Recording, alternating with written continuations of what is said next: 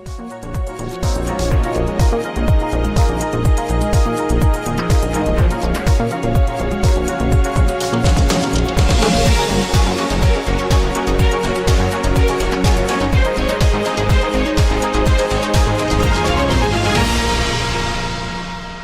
पूर्वी दिल्ली के सबसे बड़े अस्पताल जीटीवी अस्पताल अक्सर ही सुर्खियों में बना रहता है।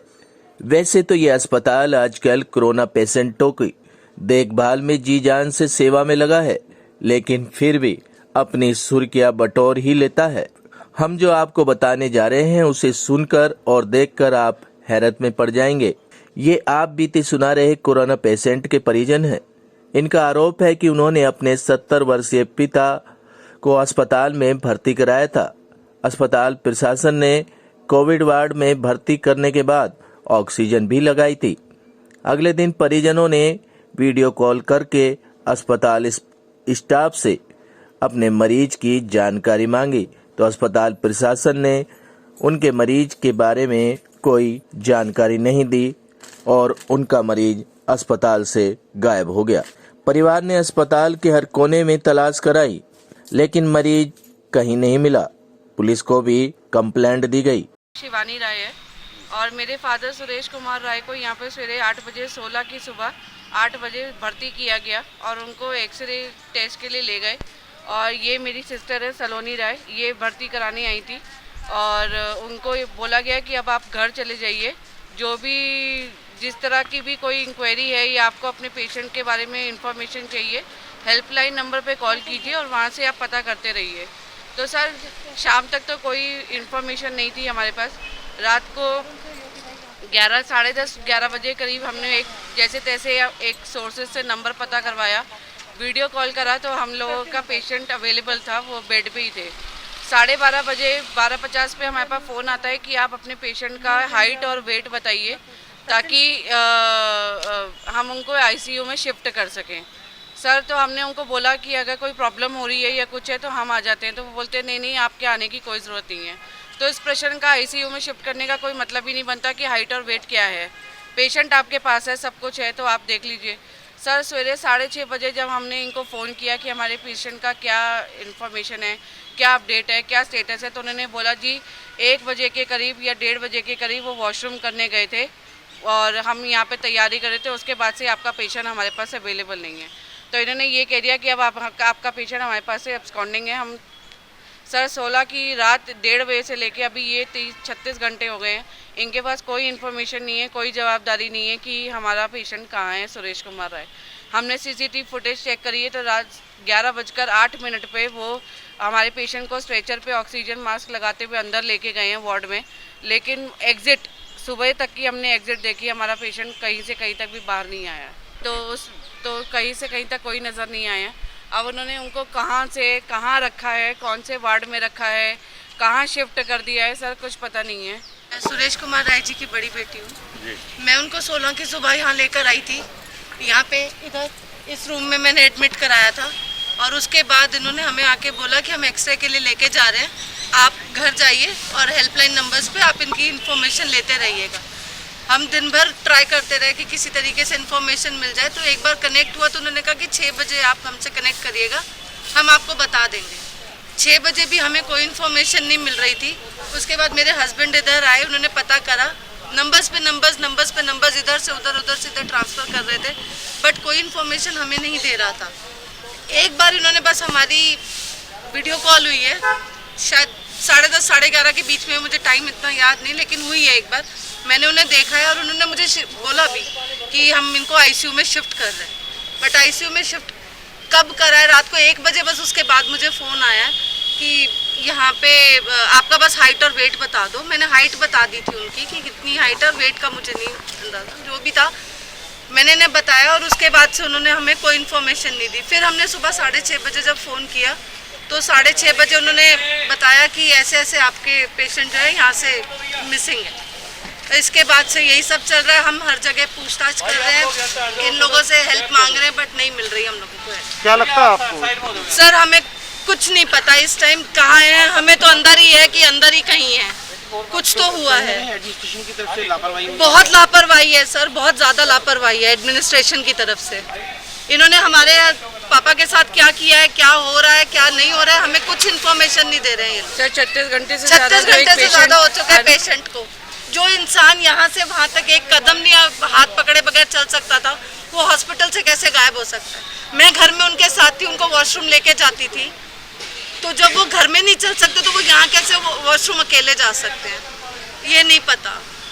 मुझे तो अभी बॉडी के हम लोग सर्च कर रहे थे, हम लोग भी ढूंढ रहे थे, इनका कहना था ये लोग भी ढूंढ रहे हैं, बट अभी सडनली ये लोग हमारे पास आते हैं और कहते हैं कि सर आपको 2 घंटे पहले हमें डेड बॉडी मिली है सुरेश कुमार राय जी की। हमने पूछा सर ये कैसे संभव है कि आपकी बिल्डिंग में जब तक कल तक बंदा हमारा पेशेंट जो है वो यहाँ पर अवेलेबल नहीं था, आप कह रहे थे मिसिंग है 24 घंटे 36 घंटे बाद आप कहते हैं कि वो डेड बॉडी मिली है 2 घंटे पहले, ये कैसे। इसके बावजूद भी डॉक्टर कालरा जो यहाँ पर हेड है, उनका ये कहना था कि मैंने 2 घंटे पहले अपने स्टाफ को बताया था, उसने आपको इन्फॉर्म नहीं किया, ये स्टाफ की गलती है, हमारी कोई गलती नहीं है। उसके बाद मैंने उनसे पूछा कि सर ये बॉडी एक्चुअली मिली कहाँ है, तो उनका ये कहना था कि 5th फ्लोर पर OT के पास में ये हमारी बॉडी मिली है हमें, ये उनका कहना था।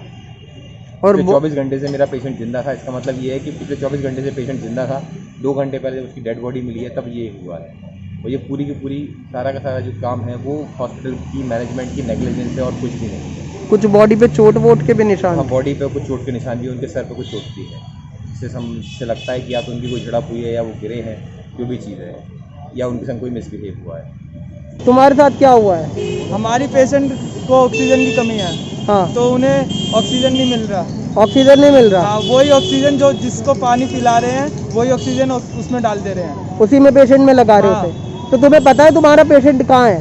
हमें रात 32 घंटे बाद पता चला है। 32 घंटे बाद पता चला? हाँ। उससे पहले हॉस्पिटल वाले क्या बोल रहे थे? कि हमें नहीं पता, हेल्थ डेस्क पे जाओ, 1 नंबर गेट पे जाओ, कॉल करो, कुछ नहीं पता।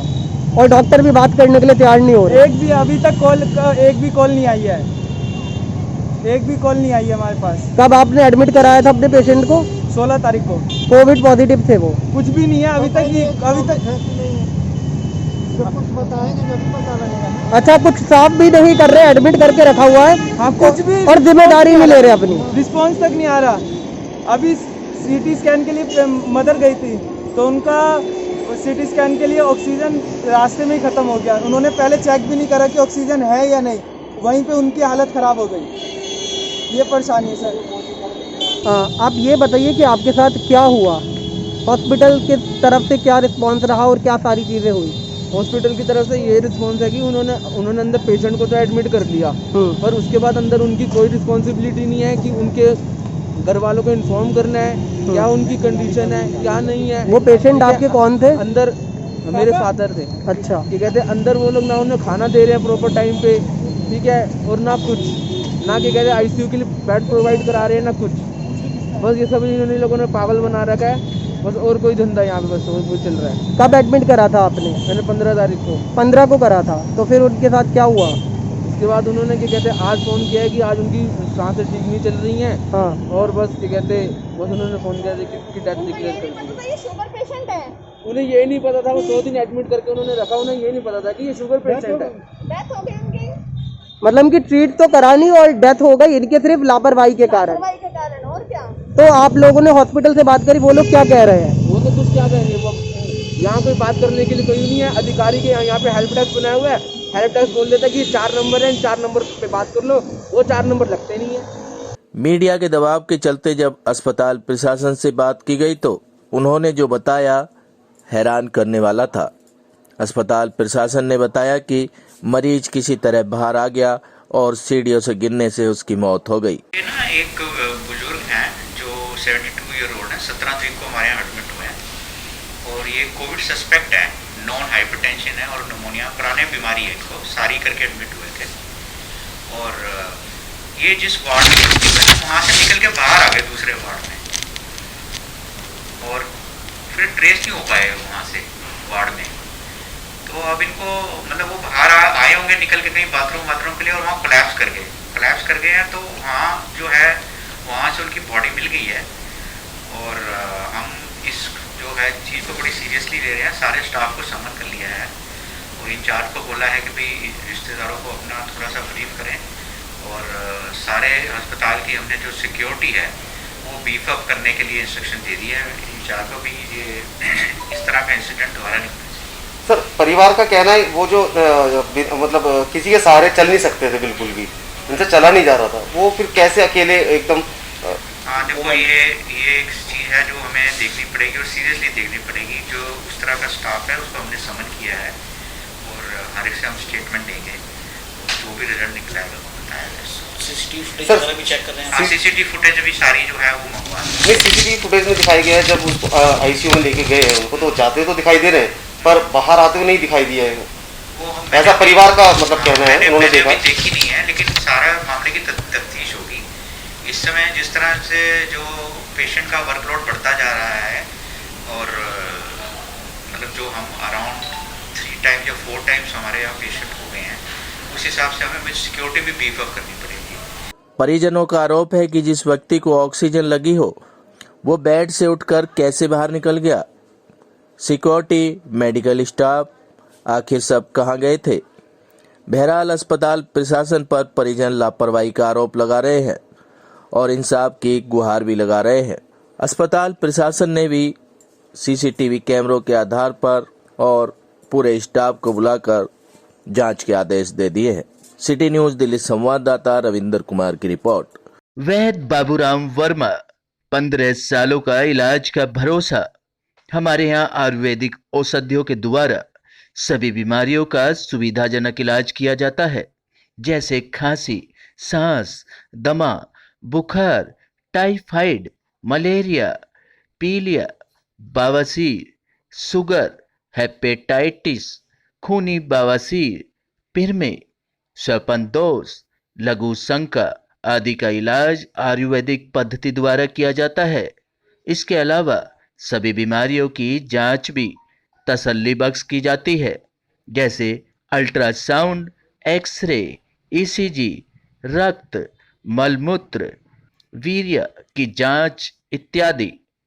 हमारे यहाँ दिल्ली सरकार द्वारा टीकाकरण, टीबी का इलाज व जांच मुफ्त की जाती है।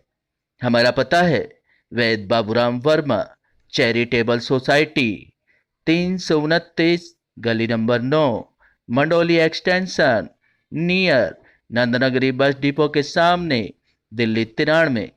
आप हमारे नंबरों पर भी संपर्क कर सकते हैं। हमारे फ़ोन नंबर हैं 9213329205, 9211478312, 9910418312। आप हमारे चैनल पर भी दिए गए नंबरों पर भी संपर्क कर सकते हैं। हमारा फ़ोन नंबर है 8506973234।